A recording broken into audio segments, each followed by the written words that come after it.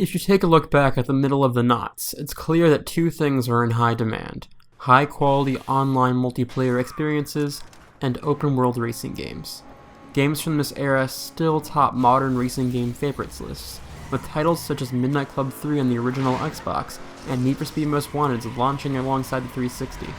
Some would argue that Most Wanted was simply a prettier port of a last-generation title, and to a degree they're right, but for almost a year, it was the only next-generation open-world racing game on the market, until one day in 2006, when another series made its HD debut.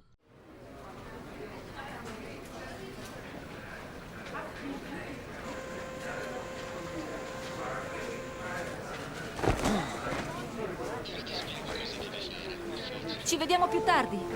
The passengers for flight 6814 to Honolulu are asked to please present themselves for boarding at gate C. Ladies and gentlemen, please have your passports and boarding passes ready for inspection.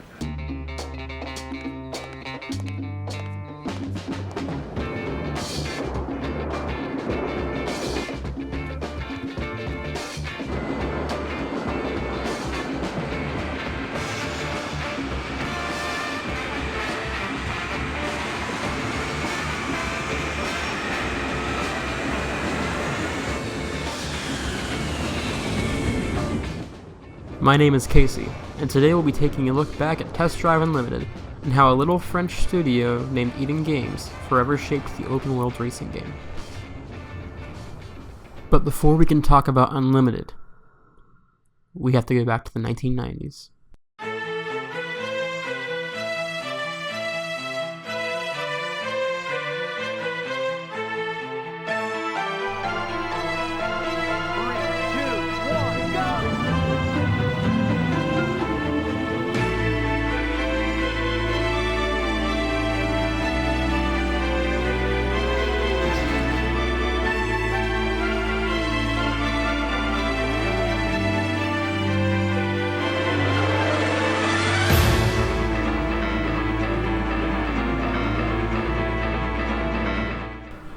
Test Drive 6 came out in 1999 for the PC, the Dreamcast, and the PlayStation.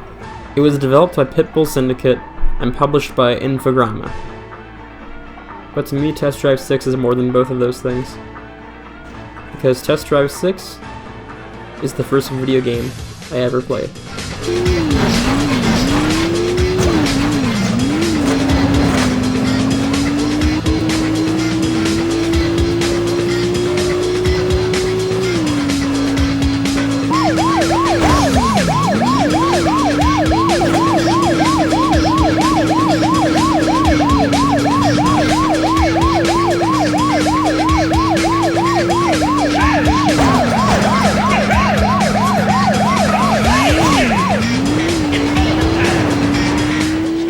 To me, Test Drive 6's blocky graphics and bad sound are all part of the charm. But for those without rose-tinted glasses, they can see TD6 for what it was. Even worse, they saw how it stacked up to the other 90s racing king.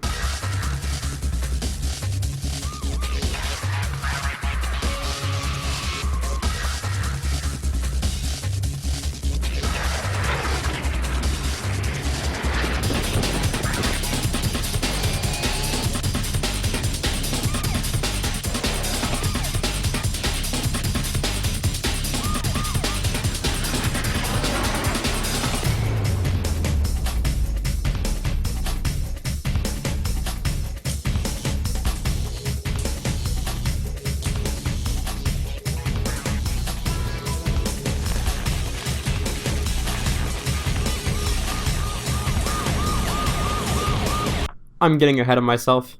That series is for a different video on a different day.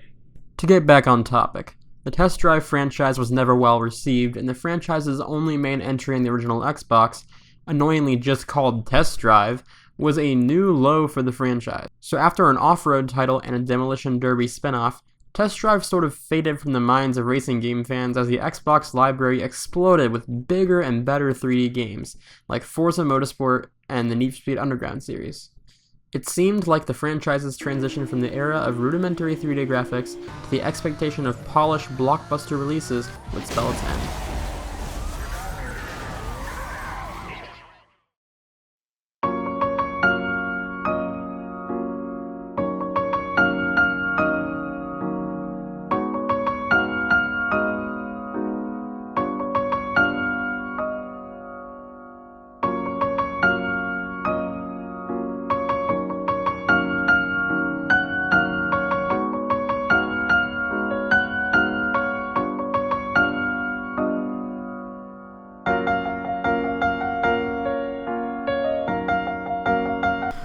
Then Eden Games showed up to E3 2006 with something new.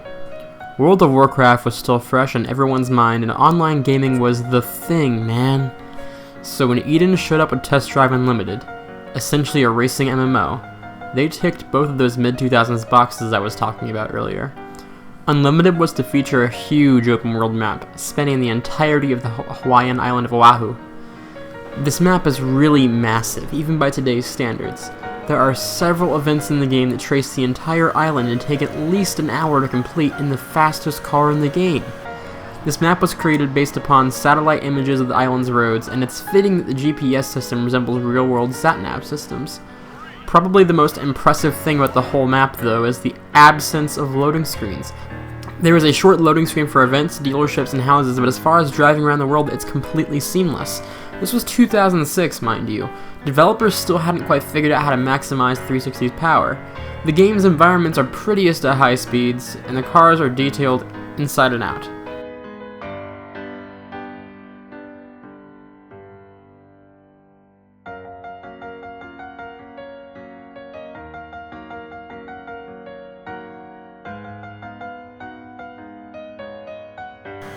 So it's a technical marvel, and it went after the huge MMO market, but how does it play? There's certainly a learning curve if you're used to today's Forza Simcade games or the Burnout-style drift fests found in the new Need for Speed games, but once you get it, Unlimited's controls are incredibly smooth. It feels slightly realistic without requiring ridiculous skill or becoming unforgiving. You'll slide out the back end if you're overzealous, but you can recover it if you know what you're doing. I honestly think this game may have my favorite handling of any video game, and it's really unfortunate that the sequel changed it up so much. More on that later, though.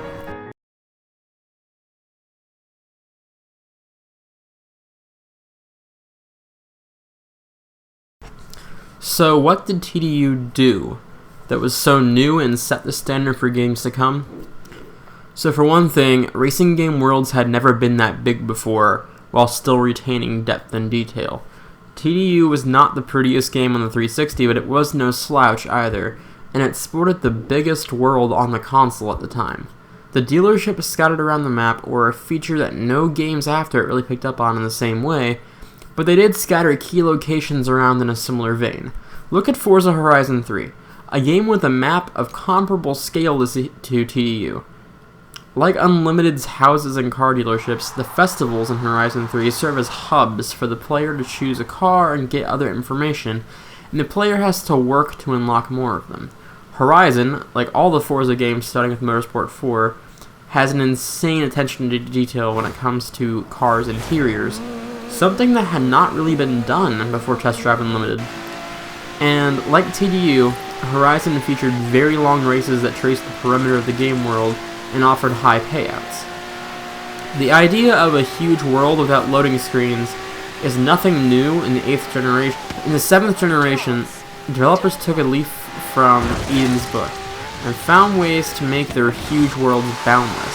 Rockstar's Midnight Club LA transitioned to the series from a few segmented maps separated by loading screens to a huge unified world that only had to load when you first entered it.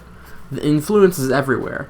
While some of these things may simply be products of evolving technology, it is undeniable that Eden was the first to show what they could do, and undoubtedly inspired other developers' designs of games that use this new technology. Just as when one manufacturer of an electronic such as a cell phone does something a certain way, and that sets the standard for the rest, such as iPhone's slide to unlock, setting the standard for all phones for years to come, this implementation of technology by Eden and Test Drive Unlimited works the same way in all games that follow. But unfortunately, not everything about TDU's influence is good. Actually, I partially credit it for bringing about one of the worst things about new racing games. There is no real progression. It's there, I suppose, but it's not a very strong driving force. After a while, it feels like you have all the cars you want, and the only real reason to buy more is for manufacturer-specific events. Forza Horizon 3 is much worse about this, because you can basically buy whatever you want within a few hours of starting the game, and the game gives you no direction. You know when you turn on Netflix and you feel as if you have nothing to watch, even though you literally have thousands of choices? That's what it feels like in Horizon 3. And that can happen to a lesser extent in TDU. So thanks, Eden, you got Netflix anxiety in my racing games. These games don't tell you which races you should do in which order. These games don't tell you what cars you're allowed to have at any point. The whole idea of Horizon 3 is that you get to go pick whatever the fuck you want to drive and race it wherever the fuck you want to race it. And that's great on paper. That sounds fantastic, and in E3, that would get a big round of applause, and it did. But in an actual situation where you're playing the game, it's not fun. Because you, as a player, want to do something and feel like you are being rewarded. But if you get everything off the bat in Horizon 3, you don't feel rewarded, because you're not gaining anything when you win a race. Unlimited isn't as bad about this, because the money is somewhat hard to come by, and you do need to buy houses to buy the cars, but TDU doesn't really direct what order you do races in, or what cars you use other than the classes. Now, the classes are much more than Horizon does, of course, but the classes are sometimes lax, and you can use a B or a C, but unless you use a B, you're gonna lose, so you have to use a B. I just wish that more games took the Need for Speed Most Wanted route. Most Wanted had a storyline, and it had a smaller set of cars, but the smaller set of cars was unlocked 3 at a time as you beat each level or rival in the game, and it gave you a sense of progression.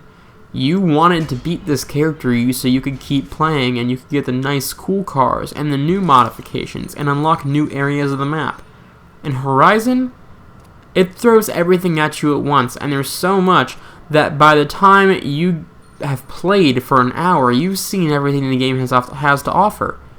So why keep playing? And that's why I don't like new racing games. I hate to leave this video on a sour note, but I do need to talk about the sequel.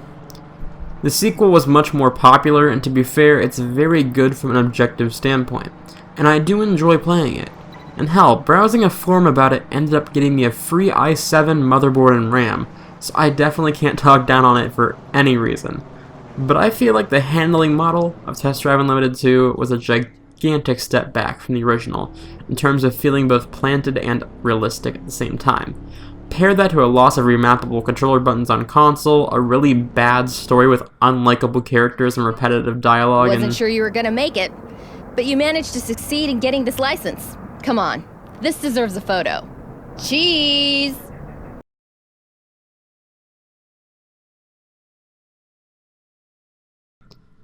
some other questionable decisions.